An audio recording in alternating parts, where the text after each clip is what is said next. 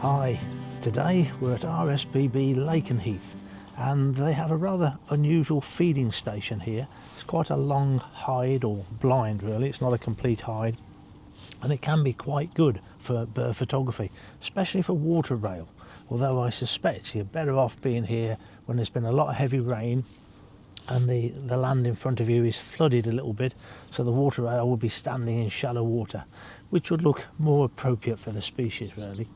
If you are thinking of giving it a visit, I would really recommend to bring your own little camping stool with you. There are these little benches in place, but they're fixed and they're very uncomfortable. They're not quite in the right place.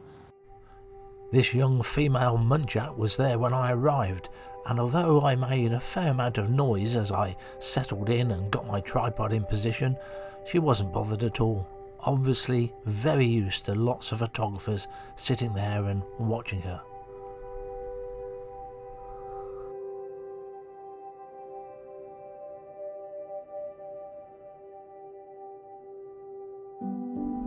I didn't have to wait too long for the water owl to put in an appearance, but they're very wary birds and they're nervous of everything else that's around, such as the mallards and rats. Now, which is the dominant species here, the rat or the mallard? If I was that mallard, I'd be a bit nervous.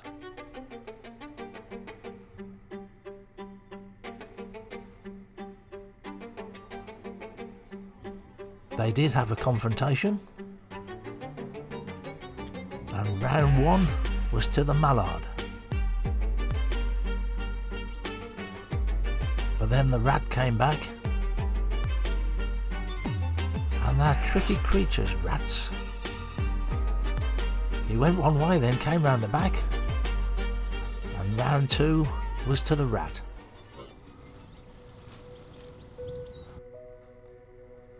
The water owl only comes out into the open when there's no other creatures there.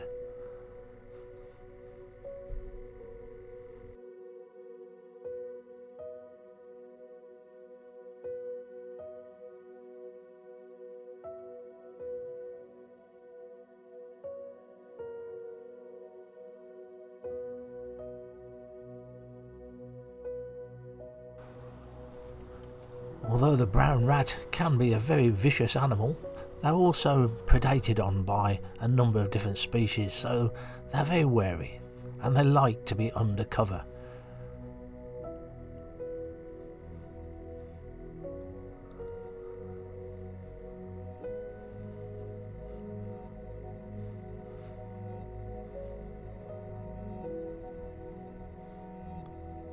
They're also very good climbers. And they get to places you just wouldn't think they'd be able to get to. And if there's food there, they're going to find it.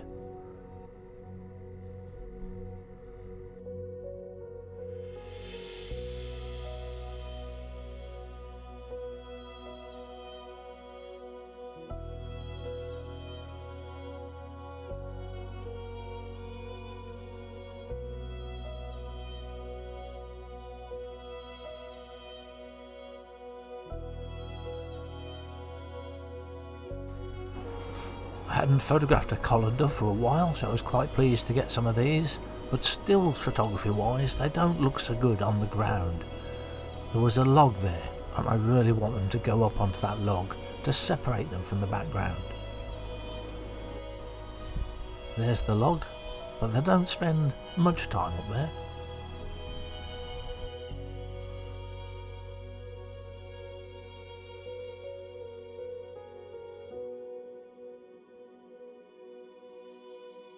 I've picked a good day weather-wise. It's cloudy bright. You really want to avoid that strong sunlight here. You're going to get shadows all over the place and contrast issues. Cloudy bright light is absolutely perfect here. You don't want to photograph the rebunting on top of the feeders, but as they approach, they land on the reeds in the background.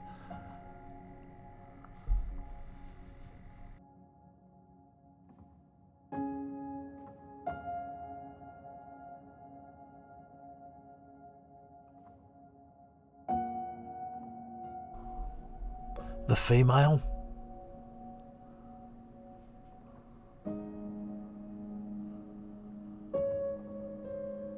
And a long-tailed tit.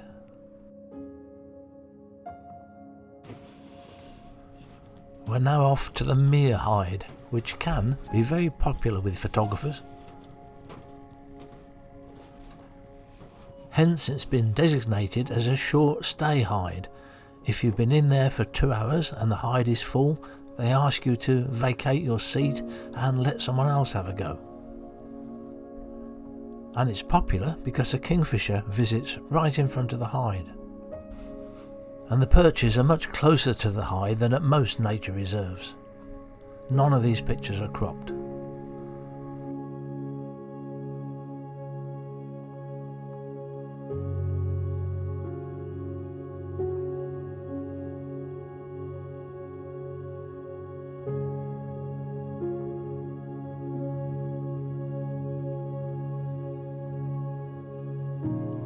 This is a male bird because the bill is all black. The female will have some red on the lower mandible.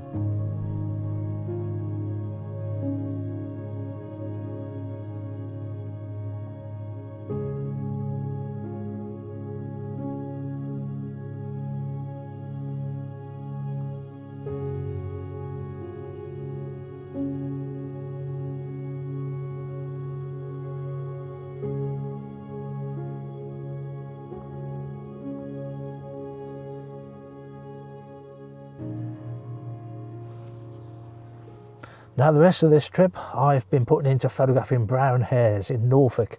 Norfolk is a good county to be photographing brown hares. First of all, they're very numerous. There's a lot more brown hares here than in the West Midlands where I live, but also you get lots of fields without hedges, so you've got good viewing into the fields, and many of these fields have got brown hares in. You've just got to be lucky to come across some that are actually fighting, and I've actually seen a lot of fighting the last couple of days. But unfortunately, it's always at the far end of the field, and I've had to put a lot of hours into it. As I started to video this, I'm thinking they're too far away. I want them closer. But when they started running around, I realised I'm really going to struggle to keep them in the frame. I don't want to be any closer. This is difficult enough as it is.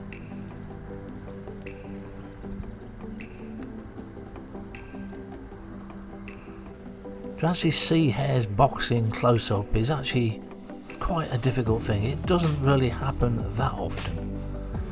Now what's happening here is the hare on the left hand side is the female, the doe, and the other two are the males, and they're following her around because she's on heat. And the boxing, well, sometimes it takes place between those males, pushing each other away, but a lot of the time it's the female who's fighting off the male. She's not ready to mate, so she can be quite aggressive. You can't tell male from female hares, only from this behaviour. A little bit of boxing there between the two males.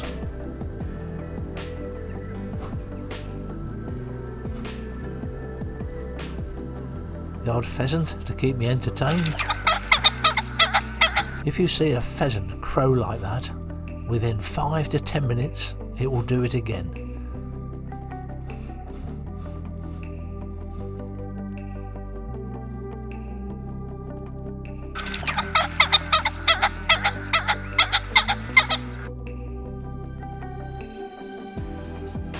A quick practice of a short jab. And here I'm a lot closer, shooting in slow motion, so this will be with the Lumix G9 Mark II, which will autofocus at 120 frames per second, which the OM camera won't.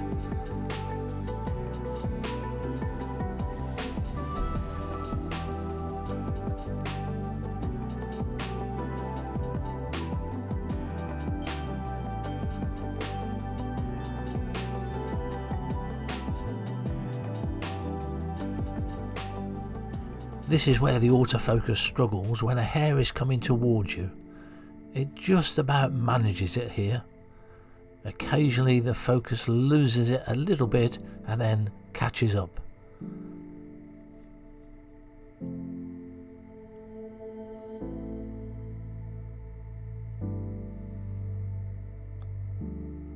but I do like looking at things in slow motion.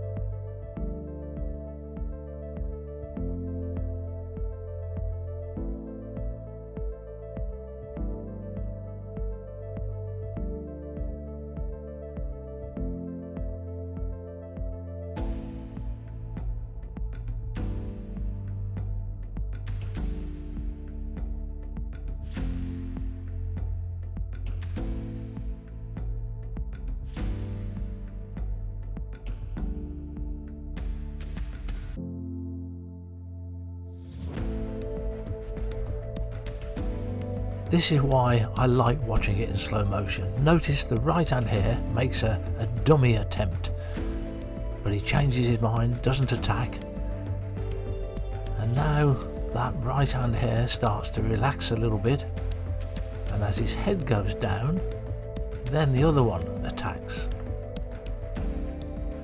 And you wouldn't see that at normal speed.